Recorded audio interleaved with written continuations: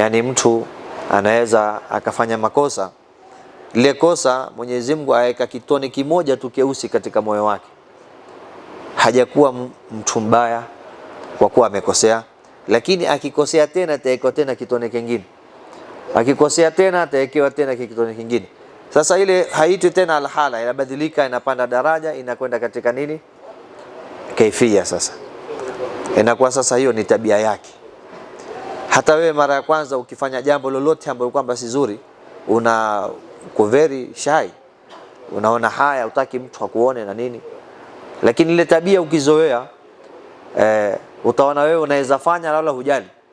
Kama Mwenyezi Mungu asema kadhalika zuyina lilmusrifina ma kanu yafalun, wale watu ambao kwamba wanafanya mambo mabaya Mwenyezi Mungu anawafanyia zuyina, wanawafanyia mapambo yale mambo, anawafanyia vizuri.